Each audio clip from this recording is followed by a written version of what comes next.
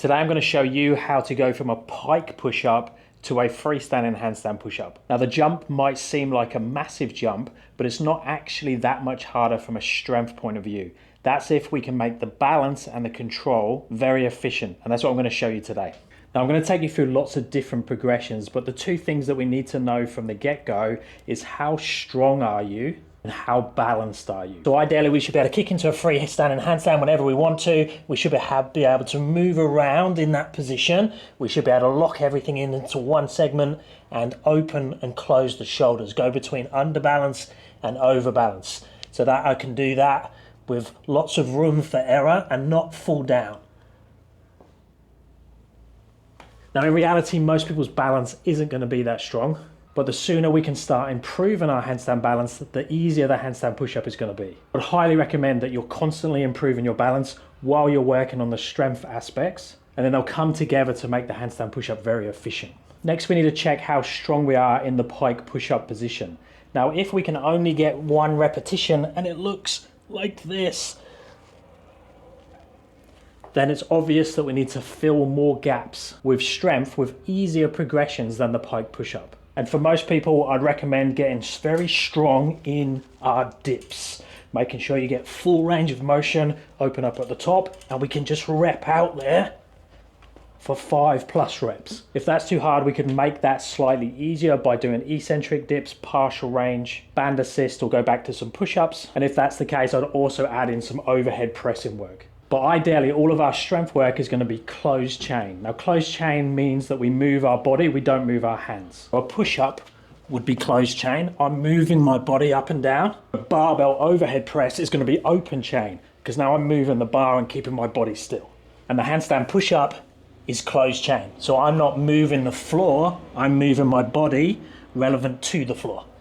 To make it movement specific, we ideally want to be doing the dips, the pike push-ups, the handstand push-up progressions. Now, if we are stronger in the pike push-up, we have good technique.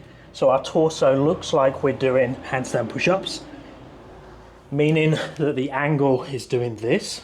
We're creating a nice strong triangle at the bottom. See, the head and the hands create a triangle, and then my elbows are relatively on top of the hands when I push up and back, and I can rep out at least 3 to 5 strong, clean reps. And then to keep it simple, we need to be doing two things. We need to be working on those strength progressions towards the handstand push-up. We need to be working on those freestanding balance to make that super strong. And as we get closer to the freestanding handstand push-up, they start to merge together. You're then working both the strength aspects and the balance aspects in one movement.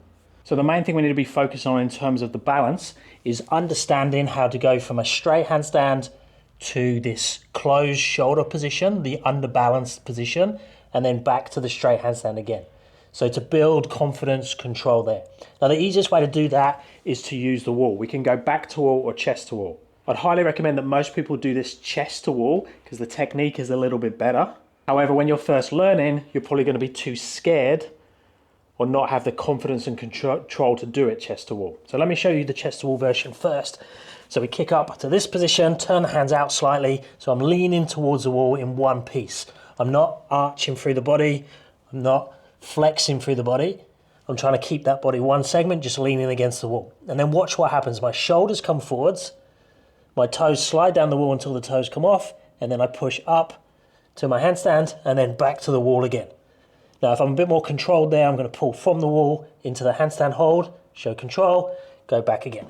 So that's the goal. That's really going to teach us that underbalanced control that's really important for the handstand push-up. And then how to move the shoulders from that forward position back to the stacked position, or reps with control, and then holds in any of those positions. You can just practice that drill. You can have someone here spotting you if you need to, but some of you might be a bit more comfortable with the back to wall version. And if you can do the chest to wall, I'd also play with the back to wall version so you can do both. But if you're still building that confidence, you might want to just start with the back to wall version. So I'm going to go do the same thing. I'm going to turn the hands out slightly. I'm going to kick up to the wall, keep my body one piece, and then I'm just going to take 1 foot away and take the head and shoulders to the wall and then back again.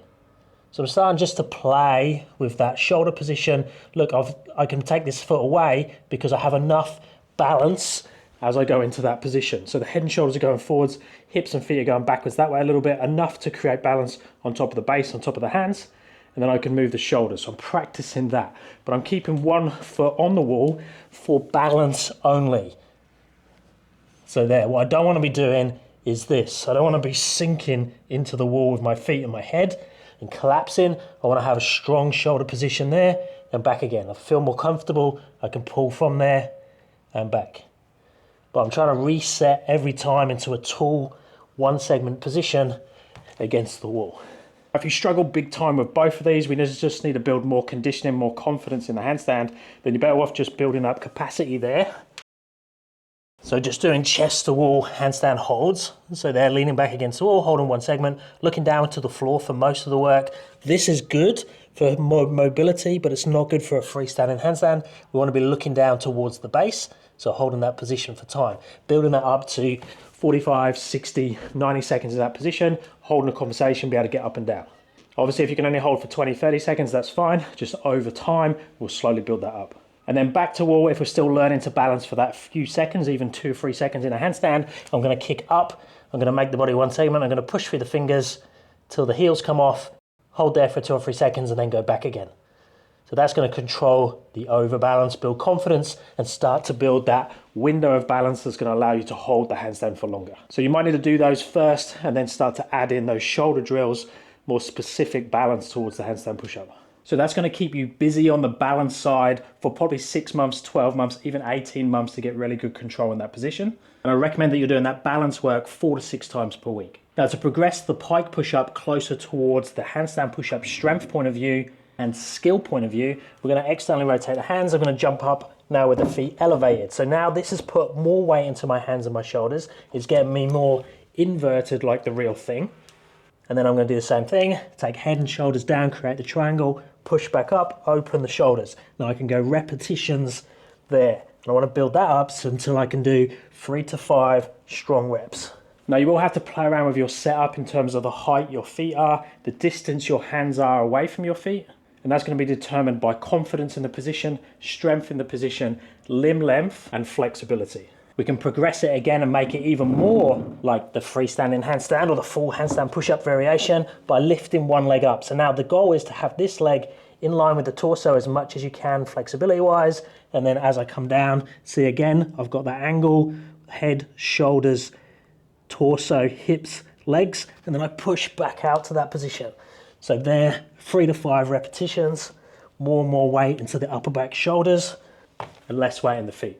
Now, as quick as possible, we want to get rid of the pike push-up. It's a great exercise that allows us to get more weight into the upper body. The arm-shoulder movement is very similar to the freestanding handstand push-up, but the hip is very different. So it's in a pike position. We want to ideally be in a straight body position from shoulder to feet. So the quicker we can leave that behind, the better. So I would test, if you get up to this stage, I would start to test the wall handstand push-up variations. So ideally, we'll be working the concentric and the eccentric, the down and the up in one movement. That way we can get rid of the pike push-ups. So to test it, we can go chest to wall, back to wall. Again, you're gonna find one that's more comfortable for you.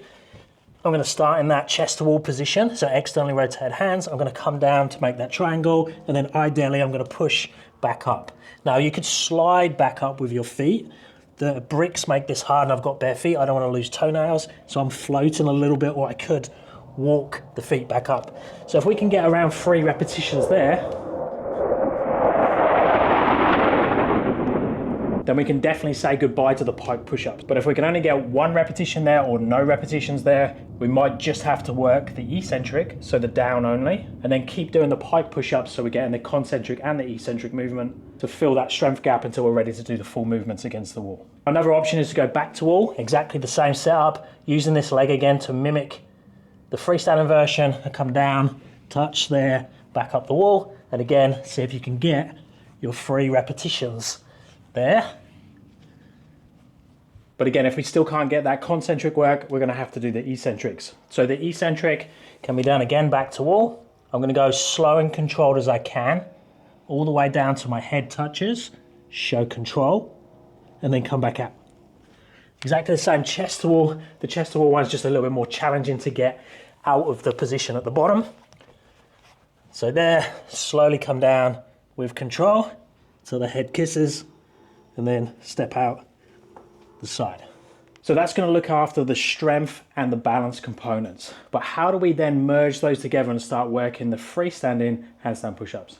This is where I play with 3 different movements. So number 1, the crow to handstand, or the frog up to handstand. Ideally back down again as well. That's going to teach you the overbalance control, how you can whip the head and shoulders down, hips and legs come up, and it takes you up to handstand. And if done away from the wall or close enough so the wall's there if you need it, it's going to start to build that balance and control and understanding of the position. If you do need the wall, you could do it this way around and then use the wall there for balance at the top and try and come back down again. But again, try and fill as much gap in the balance by just slowing it down, controlling it, and trying to use the wall less and less. Then we have the freestanding eccentrics. So kick up to your handstand, show control, head and shoulders come forwards, feet come backwards. You start to bend the arms, come all the way down, staying as one segment, head kisses the floor, come back out. And then number 3, the partial range handstand push-up. So I like to use a yoga block as a target because we have the 3 different heights. Maybe you start with this one first, create the triangle between the hands and the target. We kick up to our freestanding handstand, our head touches, feet come backwards, and then back to our start position. If that feels okay, we can then go lower and lower. Now you can do this one back to wall or chest to wall as well, but remember you're not getting full range of motion. So I'd still have a exercise that takes your head all the way to the floor and back up again. And that might be the pike push-up, it might be the chest to wall or the back to wall handstand push-up. And you will find a few other variations of those, but those are the main exercises I use when programming this type of work. You can do concentric only if you're strong. So from that shoulder position, notice the feet are back, head and shoulders are forwards. And then as I come up, my feet go back over towards overbalance to help me out of that into the handstand. So that's one way. If you're strong, you could do the concentric only, but I don't often program that one because the other movements are just much better in terms of filling the gaps to give you the full freestanding handstand push-up. Now you'll find programs, follow along classes, more video tutorials, etc. in my app. Links are down in the description, or check out my website, www.paultwyman.com.au. I've recently added a lifetime membership to the app, and you can upgrade to that one if you already have a subscription, and you'll get the relevant discount for whatever's remaining on your current plan.